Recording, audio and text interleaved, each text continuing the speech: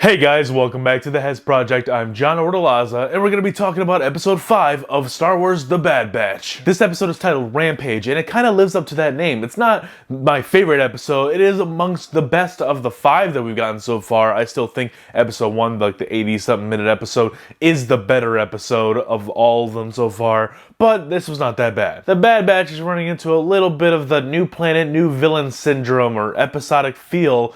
And that's not a big issue, it's just, you gotta find a way to hide it and mask it. That's what I thought The Mandalorian did very well. Like, yeah, there were very different episodes in The Mandalorian, but they all felt different. They all stood out in their own way, with the exception of the one with the frog lady. That one, nah. But I think this episode of The Bad Batch did a nice job kind of differentiating itself from some of the less popular episodes that we've gotten so far.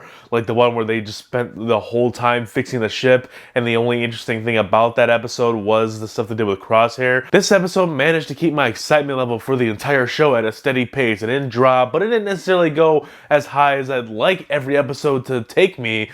But it was still fun nonetheless. The Bad Batch meet this member of the Guild, which is the Guild of Bounty Hunters that we were introduced to, I believe, for the first time in Mandalorian. Like, we've always seen bounty hunters, but I don't necessarily know if the Guild was a thing in anything else. Maybe in Star Wars Clone Wars, but yeah, I haven't seen it all. So I was first introduced to the Guild in The Mandalorian. This Guild member tasked the Bad Batch to go after this target named Moochie, I believe the name is.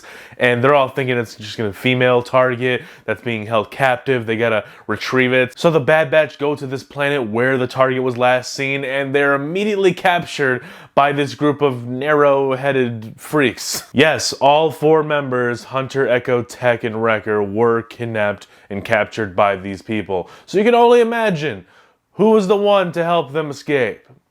Yeah, that's right, Omega. She was less annoying in this episode, but I'm starting to worry that she might become an annoyance to the Bad Batch in later episodes. Like, she might be captured herself and then have to draw away one member of the Bad Batch just to go save her, and then they lose whatever fight that they were just in. I'll give them a pass on that specific scenario once, but if they do it multiple times, I'm gonna have to ask her to leave. I don't want to seem like I'm picking at the episode too much, because there is some good stuff in here. For instance, the animation is still top notch. It hasn't really dipped in quality since that first episode. Any issues that I've had so far with the animation in Clone Wars, in the first half of Clone Wars that is just completely eliminated in these first 5 episodes of Bad Batch.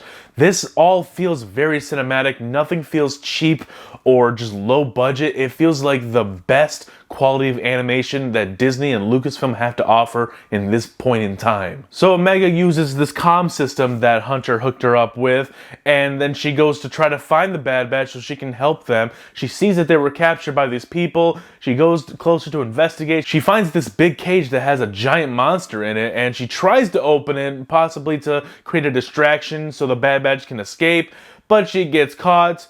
She ends up opening the cage anyways. She grabbed the thing that was holding it shut, and then a Rancor comes out. It looks like a baby Rancor, because it looked 2-3 times bigger than a normal human being, whereas Rancors that we've seen in like Return of the Jedi are massive. This Rancor goes absolutely insane, taking out all the people that captured them. Then they realize that this is Moochie. It's not one of the blue people that were also captured with the Bad Batch. No, it is the Rancor. Moochie is the target that they need to bring back to the Guild member, or whoever the Guild member is working with, because we do see the Guild member talking to someone through a hologram. I'm just sitting here like, how are they gonna fit this thing onto their spaceship without it just going absolutely crazy and destroying their ship mid-space and they're all dead?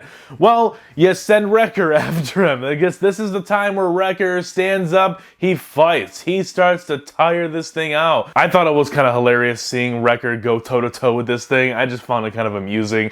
And at the end of it, they're both getting tired out. You see them just throwing small little jabs at each other. Come on, I can do this all day.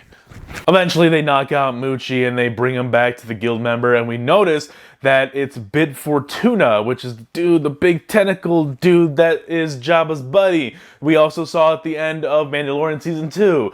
He's now dead in that timeline. This is obviously before episodes 4, 5, and 6. Mandalorian is after episode 6, so this is Bib Fortuna in his prime, I guess. So Bib Fortuna put out a reward to get this Rancor. Is this the same Rancor that's in Return of the Jedi, because it's a baby Rancor, but in Return of the Jedi, they have a giant grown adult Rancor in their basement. So, is it? That would make sense. That's kind of cool. I love little connective tissue moments like that. Like we see one thing that appeared in another property of Star Wars. I love that. It doesn't make the world small like some people might say. Like, oh, really? It was him? Oh, he was part of this? Well, come on. It's a galaxy. There's so many things going on. Like, I don't get that feeling. I guess I kind of get that feeling when it comes to stories that take place between episodes 3 and 4 during like the beginning of Order 66 and the takeover of the Galactic Empire. Like, I feel like there's way too much crap going on in between that timeline, or at least we're seeing way too much, like the Obi-Wan series, Andor, Solo, Rogue One, Bad Batch, I believe Rebels too. Yeah, there's just way too much in between there, and freaking Jedi Fallen Order as well.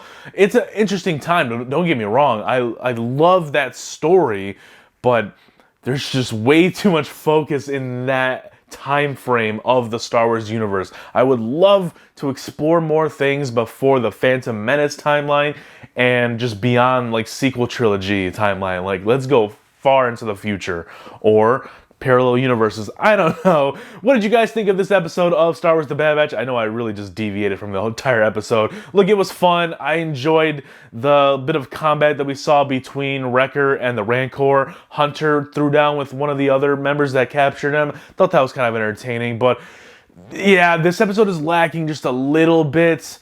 I needed more of it. I want to continue what's going on with the clones, what's going on with the stormtroopers and Crosshair. I thought Crosshair was very intriguing in that second or third episode. It was the third episode, I believe. I thought he was very intriguing, and I want to explore more of that. But he's been absent for the last 2 episodes, so I'm starting to get a little worried that they're gonna go real deep and real heavy with this Omega being the baby Yoda of this show. And Look, if you want to use a formula that worked for The Mandalorian, that's fine by me. Just do it as good or better. Like, it's coming off kind of obvious, and I don't think it's going to go over well if they continue down the road that they've already created for themselves. But that's just me. We still got like 10 episodes left, 10, 11 episodes left of this season. I'm going to give it the benefit of the doubt. I think it's going to really blow us away in some way, shape, or form.